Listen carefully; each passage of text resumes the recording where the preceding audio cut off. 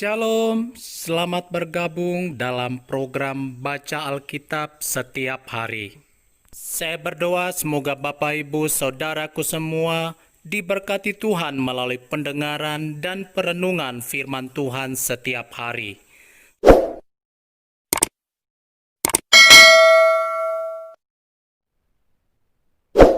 Dua Tawarikh pasal 17. Raja Yosafat, pengokohan kerajaan. Maka Yosafat anaknya menjadi raja menggantikan dia.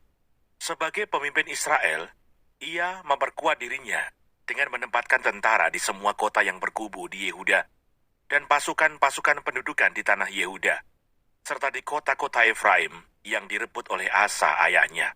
Dan Tuhan menyertai Yosafat karena ia hidup mengikuti jejak yang dahulu dari Daud bapa leluhurnya, dan tidak mencari Baal-Baal, melainkan mencari Allah ayahnya.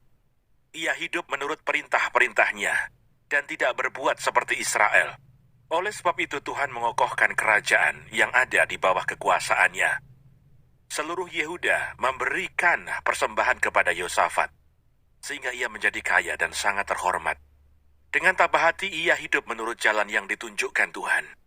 Pula ia menjauhkan dari Yehuda segala bukit pengorbanan dan tiang berhala. Pada tahun ketiga pemerintahannya, ia mengutus beberapa pembesarnya, yakni Ben-Hail, Obadja, Zakaria, Netaneel, dan Mika, untuk mengajar di kota-kota Yehuda. Bersama-sama mereka, turut juga beberapa orang Lewi, yakni Semaya, Netanya, Sebaja, Asael, Semiramot, Yonatan, Adonia, Tobia, dan Tob-Adonia, disertai imam-imam Elisama dan Yoram. Mereka memberikan pelajaran di Yehuda dengan membawa kitab Taurat Tuhan. Mereka mengelilingi semua kota di Yehuda sambil mengajar rakyat. Ketakutan yang dari Tuhan menimpa semua kerajaan di negeri-negeri sekeliling Yehuda, sehingga mereka tidak berani berperang melawan Yosafat. Dari antara orang-orang Filistin, ada yang membawa kepada Yosafat persembahan dan perak sebagai upeti.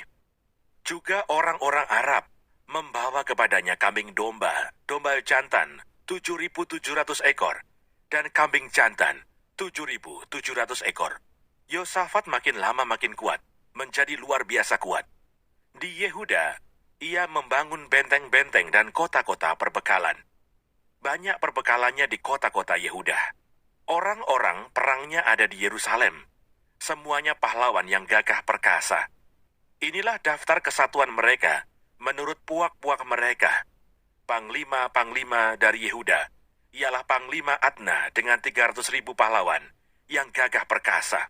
Di samping dia Panglima Yohanan dengan 280.000 orang.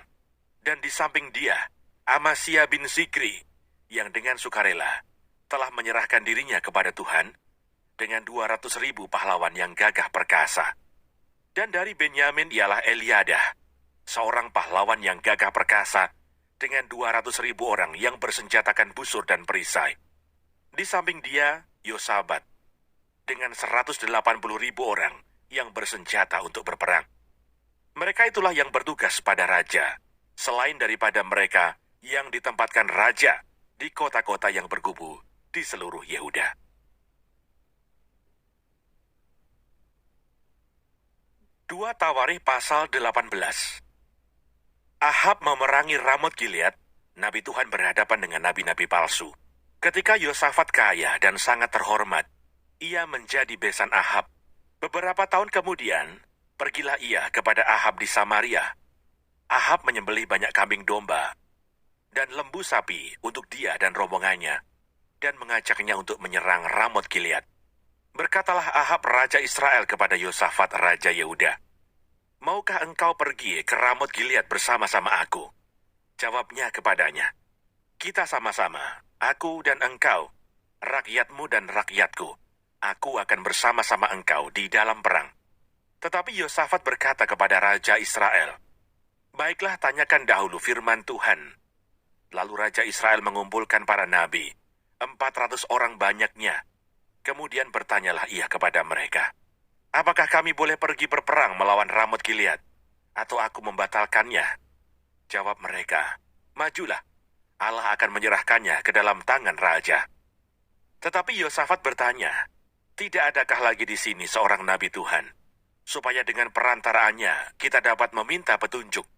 Jawab Raja Israel kepada Yosafat, masih ada seorang lagi yang dengan perantaraannya dapat diminta petunjuk Tuhan. Tetapi aku membenci dia, sebab tidak pernah ia menubuatkan yang baik tentang aku, melainkan selalu malapetaka. Orang itu ialah Mika bin Yimla. Kata Yosafat, janganlah raja berkata demikian. Kemudian Raja Israel memanggil seorang pegawai istana, katanya, jemputlah Mika bin Yimla dengan segera. Sementara Raja Israel dan Yosafat, Raja Yehuda, duduk masing-masing di atas tahtanya dengan pakaian kebesaran, di suatu tempat mengirikan di depan pintu gerbang Samaria. Sedang semua nabi itu bernubuat di depan mereka. Maka Zedekia bin Kenaana membuat tanduk-tanduk besi, lalu berkata, beginilah firman Tuhan, dengan ini engkau akan menanduk Aram sampai engkau menghabiskan mereka. Juga semua nabi itu bernubuat demikian, katanya, majulah ke Ramot Gilead, dan engkau akan beruntung. Tuhan akan menyerahkannya ke dalam tangan raja. Suruhan yang pergi memanggil Mika itu berkata kepadanya, ketahuilah, nabi-nabi itu sudah sepakat meramalkan yang baik bagi raja. Hendaklah engkau juga berbicara seperti salah seorang daripada mereka, dan meramalkan yang baik. Tetapi Mika menjawab, demi Tuhan yang hidup, sesungguhnya apa yang akan difirmankan Allahku, itulah yang akan kukatakan. Setelah ia sampai kepada raja, bertanyalah raja kepadanya, Mika, apakah kami boleh pergi berperang melawan Ramot Gilead, atau aku membatalkannya? Jawabnya, majulah, dan kamu akan beruntung, sebab mereka akan diserahkan ke dalam tanganmu. Tetapi raja berkata kepadanya, sampai berapa kali aku menyuruh engkau bersumpah, supaya engkau mengatakan kepadaku tidak lain dari kebenaran? Lalu jawabnya, telah kulihat seluruh Israel bercerai-berai di gunung-gunung, seperti kambing domba yang tidak mempunyai gembala. Sebab itu Tuhan berfirman, mereka ini tidak punya tuan. Baiklah masing-masing pulang ke rumahnya dengan selamat. Kemudian Raja Israel berkata kepada Yosafat, bukankah telah kukatakan kepadamu, tidak pernah ia menubuatkan yang baik tentang aku, melainkan hanya malapetaka. Kata Mika, sebab itu dengarkanlah firman Tuhan. Aku telah melihat Tuhan sedang duduk di atas tahtanya, dan segenap tentara surga berdiri di sebelah kanannya dan di sebelah kirinya. Dan Tuhan berfirman, siapakah yang akan membujuk Ahab Raja Israel untuk maju berperang, supaya ia tewas di Ramot Gilead? Maka yang seorang berkata begini, yang lain berkata begitu. Kemudian tampillah suatu roh, lalu berdiri di hadapan Tuhan. Ia berkata, aku ini akan membujuknya. Tuhan bertanya kepadanya, dengan apa? Jawabnya, aku akan keluar dan menjadi roh dusta dalam mulut semua nabinya.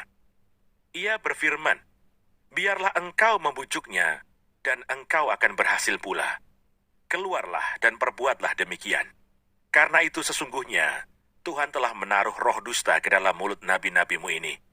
Sebab Tuhan telah menetapkan untuk menimpakan malapetaka kepadamu. Sesudah itu tampillah Zedekia bin Kenaana, ditamparnyalah pipi Mika serta berkata, bagaimana mungkin roh Tuhan pindah daripadaku untuk berbicara kepadamu? Tetapi Mika menjawab, sesungguhnya engkau akan melihatnya pada hari engkau lari dari satu kamar ke kamar yang lain untuk menyembunyikan diri. Berkatalah Raja Israel, tangkaplah Mika, bawa dia kembali kepada Amon, penguasa kota, dan kepada Yoas anak raja, dan katakan, beginilah titah raja. Masukkan orang ini dalam penjara, dan beri dia makan roti dan minum air, serba sedikit, sampai aku pulang dengan selamat. Tetapi jawab Mika, jika benar-benar engkau pulang dengan selamat, tentulah Tuhan tidak berfirman dengan perantaraanku. Lalu disambungnya, dengarlah hai bangsa-bangsa sekalian. Sesudah itu majulah Raja Israel dengan Yosafat Raja Yehuda ke Ramot Gilead. Raja Israel berkata kepada Yosafat, aku akan menyamar dan masuk pertempuran, tetapi engkau pakailah pakaian kebesaranmu. Lalu menyamarlah Raja Israel, kemudian mereka masuk ke pertempuran. Adapun Raja negeri Aram telah memberi perintah kepada para panglima pasukan keretanya demikian, Janganlah kamu berperang melawan sembarang orang, melainkan melawan Raja Israel saja. Segera sesudah para panglima pasukan kereta itu melihat Yosafat, mereka berkata, "Itu Raja Israel." Lalu mereka mengepung dia untuk menyerang dia. Tetapi Yosafat berteriak dan Tuhan menolongnya. Allah membujuk mereka pergi daripadanya. Segera sesudah para panglima pasukan kereta itu melihat bahwa dia bukanlah Raja Israel, maka undurlah mereka daripadanya. Tetapi seseorang menarik panahnya dan menembak dengan sembarangan saja dan mengenai Raja Israel di antara sambungan baju sirahnya. Kemudian ia berkata kepada pengemudi keretanya, "Putar, bawa aku keluar dari pertempuran, sebab aku sudah luka." Tetapi pertempuran itu bertambah seru pada hari itu, dan Raja Israel tetap berdiri di dalam kereta, berhadapan dengan orang Aram itu sampai petang. Ia mati ketika matahari terbenam.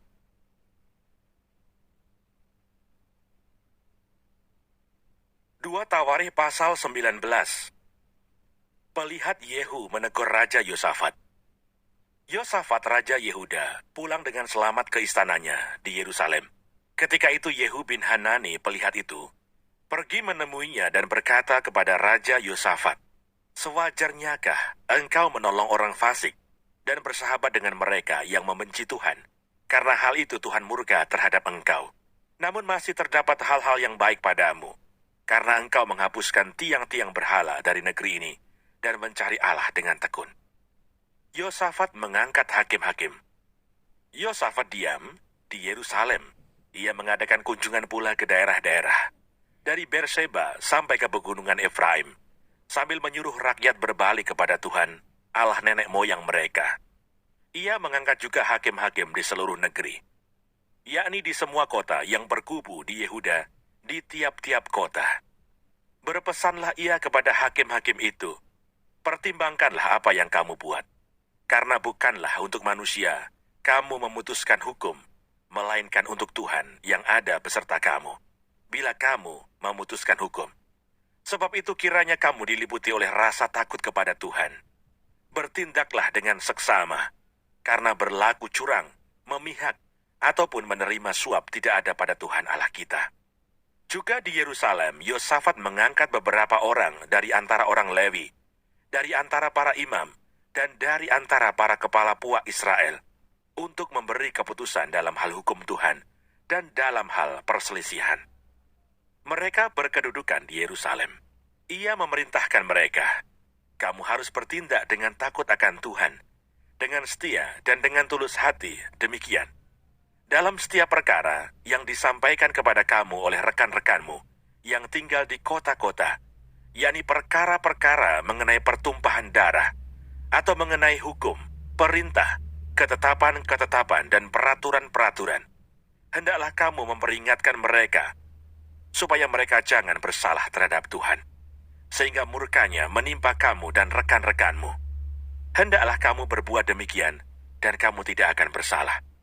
Dengan ini imam kepala Amaria diangkat sebagai ketuamu dalam segala perkara ketuhanan, dan Sebaja bin Ismail, pemuka kaum Yehuda, dalam segala perkara kerajaan. Sedang orang Lewi akan melayani kamu sebagai pengatur. Bertindaklah dengan tegas. Kiranya Tuhan menyertai orang yang tulus ikhlas. Jangan lupa subscribe, nyalakan loncengnya, like, dan share.